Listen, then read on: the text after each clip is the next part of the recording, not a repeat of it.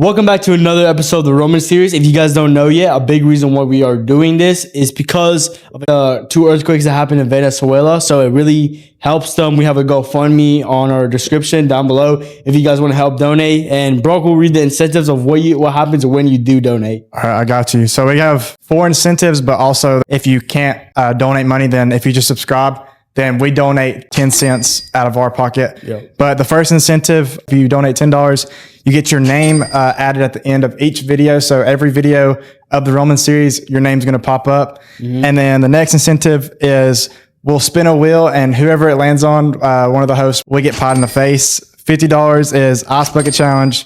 We spin the wheel, whichever one it lands on, they have to do it. And then $100 is Spin the Wheel of Doom. And the Wheel of Doom is something that y'all guys will not know what's on it. Until someone donates. Until someone donates. Yeah. Yeah, just like Ryan Trahans. Yeah. But anyways, hope you guys enjoy this episode of the Roman series. Welcome back to the Just God podcast. This is day 10 of reading Romans every day until we get to the end with special guest Eli again. It's not even special anymore, bro. Yeah. He's just here. He's for like the past 3 episodes. Yeah. It's all right.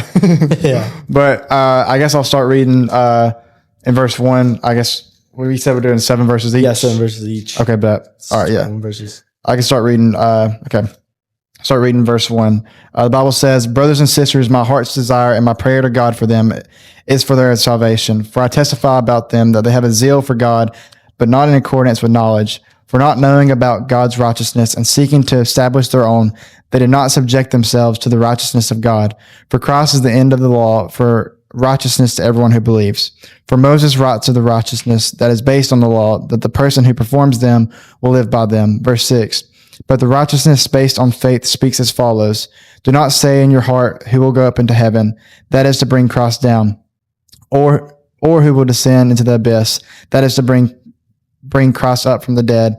But what does it say? The word is near you, in your mouth and in your heart. That is the word of the faith which we are preaching." Okay, pause. God, I was itching to say something. Oh. But gosh, I don't even know where. Dang, now I gotta pick one. I can't talk on both. So verse 5, right? Mm-hmm. It says that Moses writes this about the righteousness that is by the law, right? The person who does these things will live by them, right? Now here's the catch. But the righteousness that is by faith says, "Do not say in your heart, who will ascend into heaven? That is to bring Christ down. Or who will descend into the deep? That is to bring Christ up from the dead." You guys don't notice anything about that? No. It's a little confusing, isn't it? Yeah. Okay, well, I'm going to explain this to you. All right, so when it says, "Do not say in your heart, who will ascend into heaven?" That is to bring Christ down. It's saying, well, I'm going to bring myself into heaven, right? By my works, right? I'm going to do whatever I can to ascend myself into heaven. You're bringing Christ down from the cross, right? Yeah. Because when you say that you can lift yourself into heaven, Christ's sacrifice was null and vain.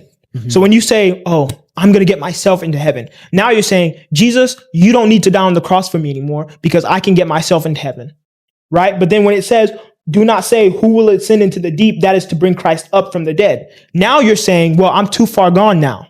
There's nothing I can do now to get saved because I've done all these bad things, right? Now you're bringing Christ back up from the dead because now you're taking his death away, right? So when you pride yourself up to be this big dude who can make yourself go to heaven, you just brought Christ down. But when you descend yourself, right, into, let's say, depression hits you, all these things, you're like, "Oh my gosh, like God hates me," all these things. You've just taken Jesus's death away, right? So it says, "Do not say in your heart, who will ascend into heaven?" That is to bring Christ down. Don't say that you can get yourself to heaven because now Jesus's death means nothing. But also do not say in your mind that you can never do anything to, get into heaven because now you've just taken Jesus's, death away again. So the perfect place to be is to say, "Hey, I know that I'm saved by faith, right? But there's still things that I have to do on my end, right? Because again, if we're on once saved, always saved, you just ascended yourself into heaven. You've just brought Christ down. Because now you said, okay, just because I believe now, I can just do whatever I want. I'm going to heaven anyways. You're bringing Christ down. You're taking away his sacrifice. But then when you say, okay, once saved, always saved again, right? Now I still don't need to do anything. So once saved, always saved does both at the same time. When you believe that you're saved, just because you're saved, now you can do whatever you want. You've just brought Christ down and taken away his death. Mm-hmm. So the perfect place to be is, hey, Jesus, I know that by faith I've been saved, but I know that I still need to repent daily of my sins. I know that there's some things I have to do to stay and endure, right? Because faith without works is dead. So I need to endure these things. And that is, you're right in the middle. Now Christ has died for you and he has risen from the dead for you. Yeah. So that's what I want to say. I was itching. I didn't want to interrupt. No, you're good. I was No, you're itching good. for You're it. good.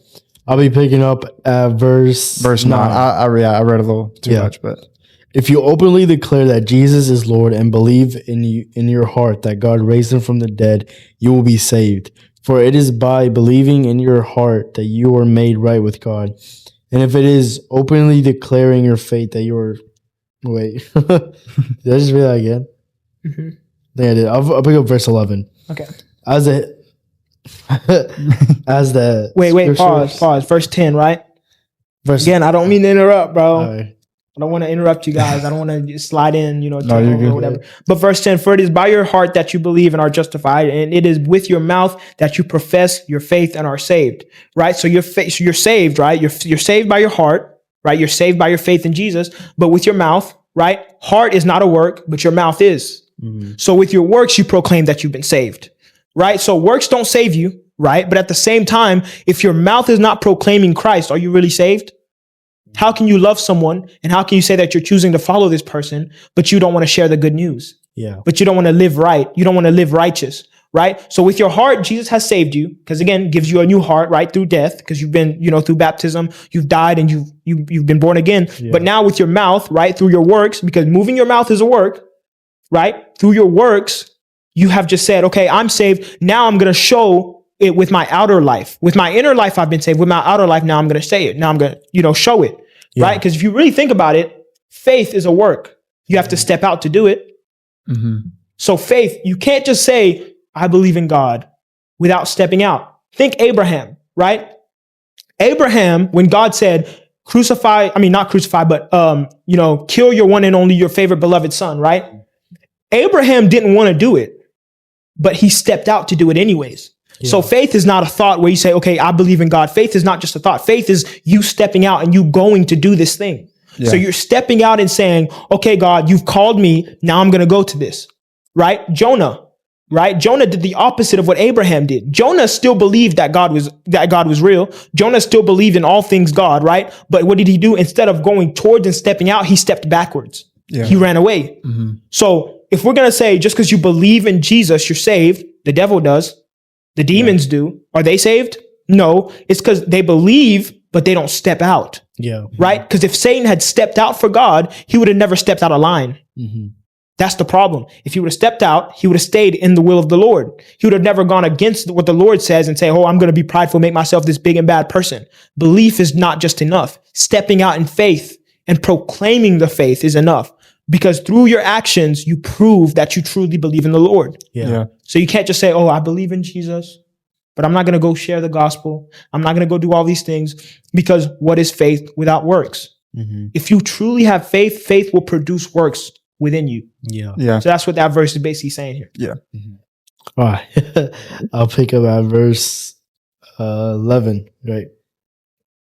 As the scriptures tell us, anyone who trusts in him will never be disgraced. Jew and Gentile are the same in this respect. They have the same Lord who gives generously to all who call on him. For everyone who calls on the name of the Lord will be saved. But how can they call on him to save them unless they believe in him? And how can they believe in him if they have never heard about him? And how can they hear about him unless someone tells them? Okay. Verse 15. Verse 15. And how can anyone preach unless they are sent? Right? As it is written, how beautiful are the feet of those who bring good news. Right? Verse 16. But not all the Israelites accepted the good news. For Isaiah says, Lord, who has believed our message? Consequently, faith comes from hearing the message, and the message is heard through the word about Christ. You see that? Faith comes from hearing the message, but the message comes through the word about Christ. Yeah. Bringing the word to someone, what is that? A work. Yeah. So through your works, you can save someone. Yeah. You're saved. That's fine. I'll give it to you. But through your works, you save someone else.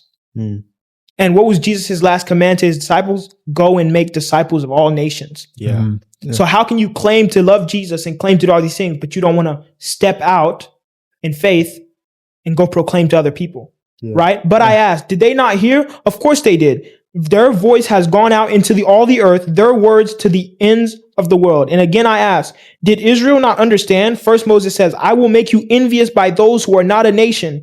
I will make you angry by a nation that has no understanding. And Isaiah boldly says, I was found by those who did not seek me. I revealed myself to those who did not ask for me. So this is God saying, okay, I've called you to do this, but you've made the choice not to do it. I'm just going to call someone else. I'm going to make you jealous. This is God saying, okay, you think that just because you believe in me, you're saved, you don't want to do anything. Okay, I'll go save someone else and they'll do the work for me. Yeah. Yeah. Right? I'll show you that just because you don't want to do my will doesn't mean you're going to stop my will from being done. Yeah. So God is saying here, he's saying, I will make you envious of those who are not a nation. I will make you angry by a nation that has no understanding. So Israel kept running away from God, kept turning away from God, kept turning away from God. God said, okay, I'm going to go find someone else, a new Israel. Yeah. That's us, Mm-hmm. right? Because Israel was God's chosen people, right? But now who's the one spreading the gospel now? It's us. Go look at Israel right now. Do you think they believe that Jesus is king? Most people in Israel are what? Israelites Yeah. now. They believe in, what is it, Judaism? I believe so. Right? Yeah, They don't even yeah. believe that Jesus was the Messiah, Yeah. but we do, right? And look how far away we are from the nation of Israel where everything started. Where in that specific spot, everything started. So God says, I will make you envious and I will make you angry by a nation that has no understanding. We did not know God before the Israelites, Mhm. but God revealed himself to us through Jesus Christ. Mhm. So he has made all those people envious by showing them that, hey, you don't want to do this? I'll get someone else who will actually do it. Mm-hmm. Yeah. Like that's what we need to be scared of. We don't need to be scared of, oh, God has called me and jumping into this. We need to be scared of, God called me. I don't want to do it. He's going to replace me. Yeah. That's what we need to be afraid of, being replaced. Mm-hmm. Mhm. But if we were once saved, always saved, how can we be replaced then? Why would God say I would replace you if you're already once saved, always saved? No, God will replace you. I mean, even deeper in Romans where it talks about the olive tree and the branches, it says that do not boast because you are of the tree, because how easily will it be to take the original branch of that tree and put it back in? So God is saying, when you sit there and you say, oh, I'm righteous now, I don't need to do anything, I'm saved already, I can just sit at home, do whatever I want, right? The branch of the tree that fell off, which is us, right? Because we were sinners, how easy is it to just put that branch back on the tree and just replace that one branch that's not producing fruit? Because if you don't produce fruit, you are not a good tree. Yeah. That's why Jesus cursed the fig tree. Mm-hmm. It wasn't because the fig tree didn't grow. It wasn't because the fig tree didn't have water. The fig tree had water, but it did not produce fruit. Yeah. So that's what we need to be afraid of. If we're not producing fruit, we're not really saved. We show the characteristics. You can look like you're saved on the outside, but again, like the Pharisees, whitewashed tomb, right? On the outside, you look beautiful, but on the inside, you have rotten corpse. Yeah. It's our heart that Jesus knows. Your heart is deceitful above all things. That's what we need to change. Yeah. And then Yeah. because our heart is changed and we have compassion for others, we're going to go step out in faith to spread this gospel, to spread the word, to show them that Jesus is king. And we're going to stand on that. We don't want no weak Christians. We want Yeah. real Christians. Mhm. I promise you, God would rather have 5 real believers than a billion believers who don't even step out in faith for him. Yeah. He'd rather have 5 real believers than a billion of them that don't step out in faith for him, that just do whatever they're entitled, right? And it shows through the Israelites. They were all replaced Mm-hmm. Mhm. because they were entitled. Yeah. They saw wonders and miracles and they didn't follow them. Mm-hmm. They were entitled. They thought that God owed them. That's the problem. We think God owes us, but he doesn't owe us anything. Yeah. And then verse 21. But concerning Israel, he says, all day long I have held out my hands to a disobedient and abstinent people. So he's saying, I showed you all of this, all of these good works. I freed you from slavery. I gave you manna from heaven. I gave you food. I gave you water. I split the sea for you. And you still rejected me. At what point do you run out? At what point do you say, okay, just like God's not going to force you to go to heaven, God's not going to force you to follow him? At what point do we get kicked out of Eden? Because what we do, keep rejecting him, keep rejecting him, keep rejecting him. And that's what happened to Israel. They kept rejecting God. So God says, okay, then you don't want to do what I'm telling you to do. I'm going to get a new people to do it. And then, that's the end of chapter 10. Yeah. Yeah. Dude. Really good. Yeah. Yeah, this might be our longest one. Yeah. Yeah, the longest verse. Now we got what? Chapter 11. I think it's like the shortest chapter we read, yet the longest like discussion. Low key. Yeah. Thank you guys so much for watching day 10 with us. We'll catch you guys on day 11 next time. Goodbye.